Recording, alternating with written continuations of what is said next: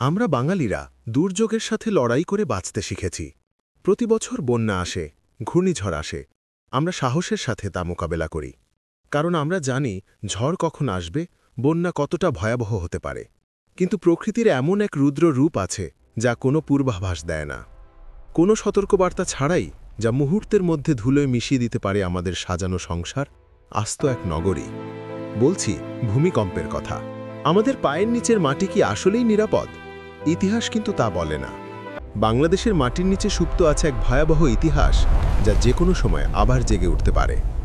আজকের ভিডিওতে আমরা ডুব দেব সেই ইতিহাসে, জানব কেন এবং কিভাবে ভূমিকম্প হয়, আর বাংলাদেশের ইতিহাসে ঘটে যাওয়া সেই প্রলয়ঙ্করী দিনগুলোর কথা যা বদলে দিয়েছিল এই জনপদের ভূগোল, এবং জানব বর্তমানে আমরা কতটা ঝুঁকির মুখে দাঁড়িয়ে আছি। ইতিহাসে যাওয়ার আগে আমাদের বিজ্ঞানের একটা বেসিক বিষয় বুঝতে হবে। আসলে ভূমিকম্প জিনিসটা কি, কেন হয় আর কিভাবে হয়? আমরা যে মাটির উপর দাঁড়িয়ে ঘরবাড়ি বানাচ্ছি, এটা কিন্তু স্থির কোনো অখণ্ড বস্তু নয়। পৃথিবীর উপরের এই শক্ত আবরণটা অনেকটা ভাঙা ডিমের খোসার মতো, অনেকগুলো বিশাল বিশাল টুকরো দিয়ে তৈরি। এগুলোকে বলা হয় টেকটনিক প্লেট, টেকটনিক প্লেটস।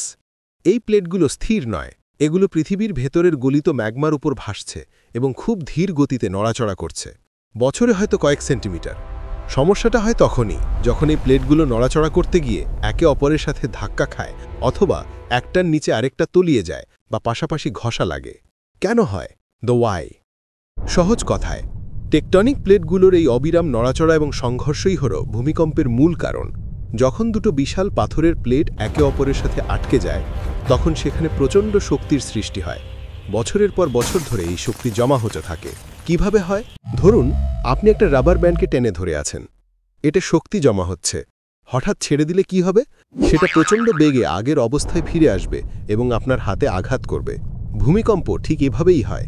প্লেটগুলোর সংযোগস্থলে জমে থাকা সেই বিপুল শক্তি যখন আর ধরে রাখা সম্ভব হয় না, তখন শিলাস্তর হঠাৎ ভেঙে যায় বা পিছলে যায়, আর তখনই জমে থাকা সেই শক্তি প্রচণ্ড তরঙ্গের আকারে চারিদিকে ছড়িয়ে পড়ে। এই তরঙ্গ যখন ভূপৃষ্ঠে এসে পৌঁছায়, তখনই আমাদের পায়ের নিচের মাটি কেঁপে ওঠে। আমরা অনুভব করি ভূমিকম্প। মাটির নিচে যেখানে এই শক্তির মুক্তি ঘটে, তাকে বলে ফোকাস বা উপকেন্দ্র, আর ঠিক তার উপরে ভূপৃষ্ঠের যে বিন্দুতে কম্পন প্রথম অনুভূত হয়, তাকে বলে এপিসেন্টার বা সুকেন্দ্র। এপিসেন্টারের কাছেই ক্ষয়ক্ষতি সবচেয়ে বেশি হয়। এখন প্রশ্ন হলো, বিশ্বের মানচিত্রে বাংলাদেশ কেন ভূমিকম্পের জন্য একটি রেড জোন বা অতি ঝুঁকিপূর্ণ এলাকা? এর কারণ হলো আমাদের ভৌগোলিক অবস্থান। বাংলাদেশ এমন এক জায়গায় অবস্থিত যেখানে তিনটি প্রধান টেকটনিক প্লেট এসে মিলেছে বা একে অপরের সাথে সংঘর্ষে লিপ্ত আছে।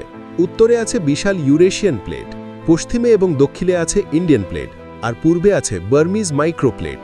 সবচেয়ে ভয়ের ব্যাপার হলো, ইন্ডিয়ান প্লেটটি প্রতি বছর প্রায় 6 সেন্টিমিটার গতিতে উত্তর পূর্ব দিকে এগিয়ে গিয়ে ইউরেশিয়ান প্লেটের নিচে তলিয়ে যাচ্ছে। এই সংঘর্ষের ফলেই কিন্তু হিমালয় পর্বতমালা তৈরি হয়েছে এবং এখনও হিমালয়ের উচ্চতা বাড়ছে। আমাদের বাংলাদেশ এই ইন্ডিয়ান প্লেট এবং বার্মিজ প্লেটের সংযোগস্থলে ঠিক উপরেই বসে আছে।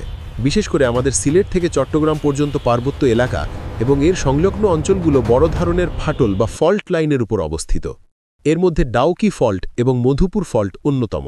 ভূবিজ্ঞানীরা বলছেন, এই প্লেটগুলোর সংযোগস্থলে গত কয়েকশো বছর ধরে বিপুল পরিমাণ শক্তি জমা হয়েছে, যা এখনো বড় আকারে বের হয়নি, আর এটাই আমাদের জন্য সবচেয়ে বড় অশনি সংকেত।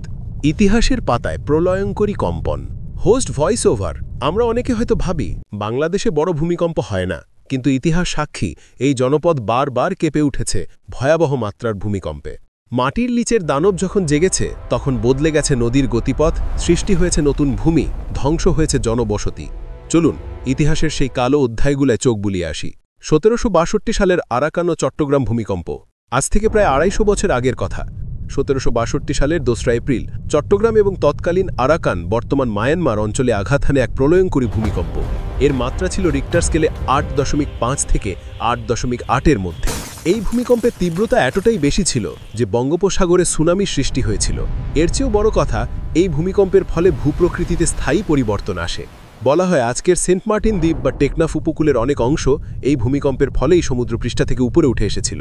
অন্যদিকে চট্টগ্রামের ফৌজদারহাটের কাছে প্রায় 60 বর্গ কিলোমিটার এলাকা মাটির নিচে দেবে গিয়ে চিরতরে হারিয়ে যায়। কল্পনা করুন এর ভয়াবহতা। 1885 সালের বেঙ্গল ভূমিকম্প বা বেঙ্গলে আর্থকোয়েক।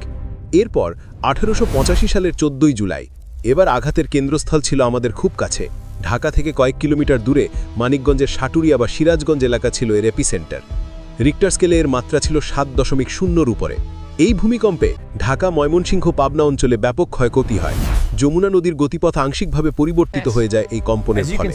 পুরনো ব্রহ্মপুত্র নদের নাব্যতা কমে যাওয়ার পেছনেও এই ভূমিকম্পের ভূমিকা আছে বলে মনে করা হয়। 1897 সালের দ্য গ্রেট ইন্ডিয়ান আর্থকুয়েক বাংলাদেশের ইতিহাসে সম্ভবত সবচেয়ে বিধ্বংসী ভূমিকম্পটি আঘাত হানে 1897 সালের 12 জুন।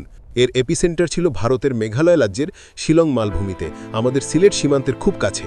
রিক্টার স্কেলে 8.7 মাত্রার এই দানবীয় ভূমিকম্পে কেঁপে ওঠে পুরো ভারতবর্ষ। এর তীব্রতা এতটাই বেশি ছিল যে সুদূর কলকাতা এবং আগ্রাতেও এর প্রভাবে ভবন ধসে পড়েছিল। সিলেট এবং ময়মনসিংহ অঞ্চল কার্যত ধ্বংসস্তূপে পরিণত হয়, হাজার হাজার মানুষ প্রাণ হারায়। এই ভূমিকম্পের ফলে ব্রহ্মপুত্র নদের গতিপথ সম্পূর্ণ বদলে গিয়ে এটি বর্তমান যমুনা নদীর খাদ দিয়ে প্রবাহিত হতে শুরু করে। ভূপৃষ্ঠের এই বিশাল পরিবর্তন প্রমাণ করে মাটির নিচের শক্তি কতটা ভয়াবহ হতে পারে। 1918 সালের শ্রীমঙ্গল ভূমিকম্প। 1918 সালের 8 জুলাই এবার কেন্দ্রস্থল চায়ের দেশ শ্রীমঙ্গল। 7.6 মাত্রার এই ভূমিকম্পে শ্রীমঙ্গলের চা বাগানগুলোতে ব্যাপক ক্ষতি হয়, অনেক পাকা ভবন ধসে পড়ে এবং রেল যোগাযোগ বিচ্ছিন্ন হয়ে যায়।